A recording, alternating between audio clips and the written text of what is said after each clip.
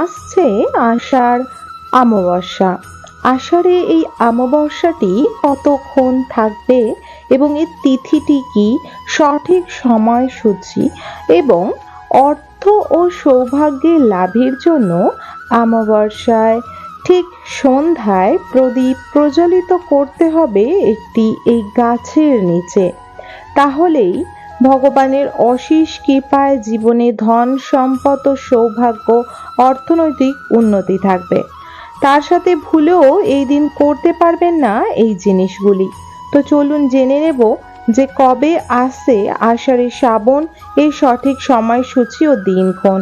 তার আগে ছোট্ট একটি অনুরোধ করব বন্ধুরা, আপনারা পুরো ভিডিওটি সম্পূর্ণরূপে দেখবেন। ভিডিও তথ্যটি যদি ভালো লেগে থাকে অবশ্যই একটি লাইক করবেন, কমেন্ট বক্সে জয় মা কালীর জয় লিখবেন এবং অবশ্যই চ্যানেলটিকে সাবস্ক্রাইব করে রাখবেন আপকামিং পূজা পাঠ, তন্ত্রকথা, জ্যোতিষশাস্ত্র, বাস্তু টিপস, টোটকা উপায় দেখার জন্য। বন্ধুরা, চলছে আষাঢ় মাস। বর্ষা ঋতুর এই মাসের পালিতই হয় অম্বুবাচী। অম্বুবাচী ছাড়াও এই মাসে রথযাত্রার মতো অনেক বড় উৎসবও পালিত হয়। বাংলা ক্যালেন্ডারের এই মাসে অমাবস্যাও রয়েছে অনেক গুরুত্বপূর্ণ জায়গা নিয়ে। বন্ধুরা, এই বছর অর্থাৎ আষাঢ়ে যে অমাবস্যাটি পড়েছে সেটি 5ই জুলাই, শুক্রবার। সেই দিন ভোর 4:57 শুরু হবে অমাবস্যা। বন্ধুরা, অমাবস্যা তিথি থাকবে পরের দিন অর্থাৎ শনিবার 6 জুলাই ভোর 4:26 পর্যন্ত থাকবে এই অমাবস্যা তিথিটি।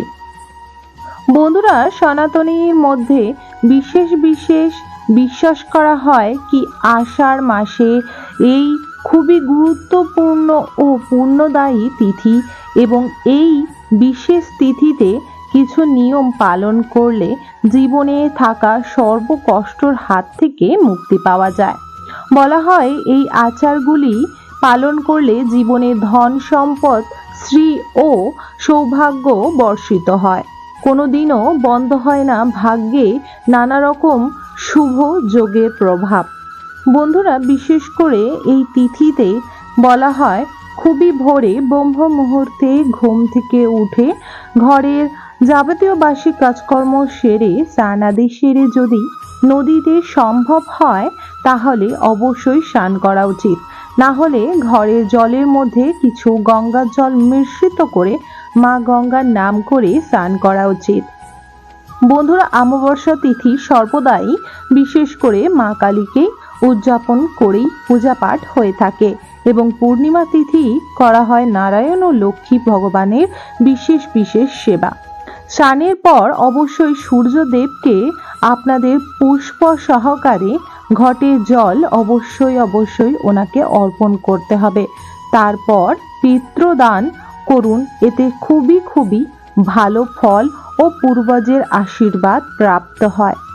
বন্ধুরা, এই তিথিতে সর্বদাই আপনাকে ধ্যান ও দান করা খুবই দরকার। বলা হয় এই তিথিতে যথাসম্ভব দান ও ধ্যান করলে তার ভাগ্য সর্বদাই পূর্ণ সঞ্চয়ের পথের দিকে এগিয়ে যায়। এই দিন আপনারা নতুন বস্ত্র, অলংকার এই ইত্যাদি জিনিস কিন্তু পারবেন না একদমই বিশেষভাবে কিনে নিয়ে আসতে।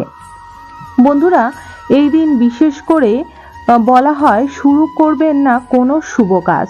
এই দিন কোনো যদি শুভ কাজ শুরু করা হয় তাহলে সেটি একদমই সংসারের জন্য শুভ নয় বলে মান্যিত করা হয়।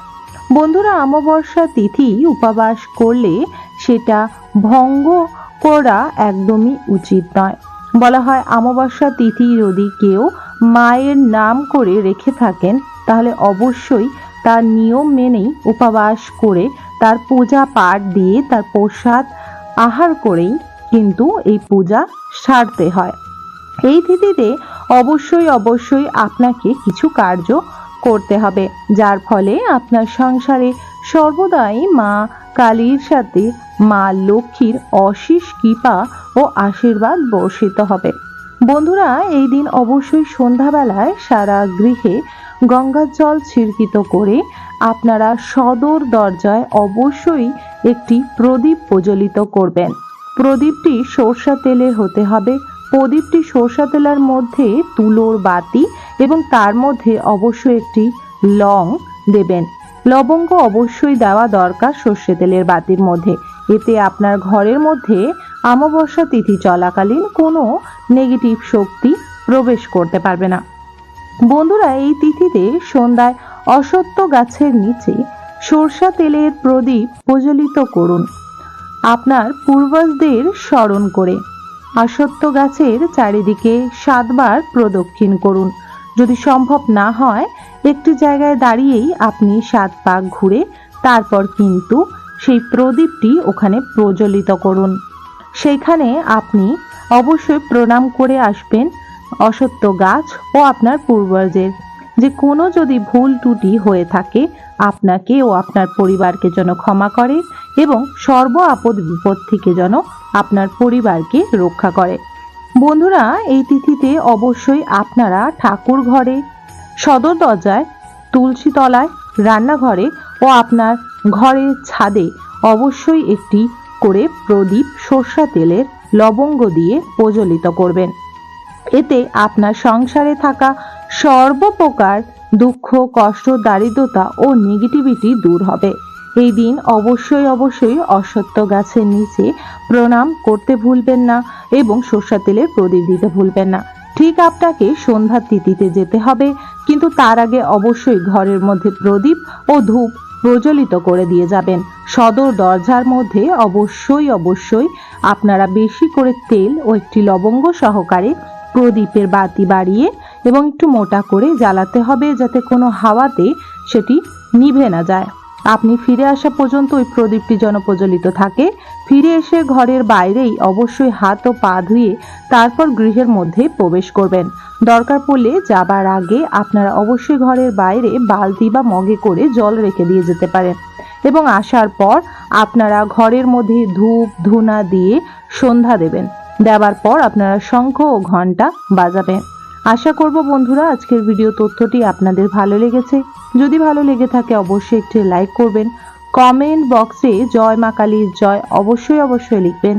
অবশ্যই চ্যানেলটিকে সাবস্ক্রাইব করে রাখবেন আপকামিং পূজা পাঠ, তন্ত্রকথা, জ্যোতিষশাস্ত্র, বাস্তু টিপস, টোটকা উপায় দেখার জন্য। বন্ধুরা অবশ্যই একটি লাইক করে দিয়ে যাবেন। সবাই সুস্থ থাকবেন, ভালো থাকবেন। হরে কৃষ্ণ, রাধে রাধে। জয় মা কালীর জয়, জয় মা তারার জয়।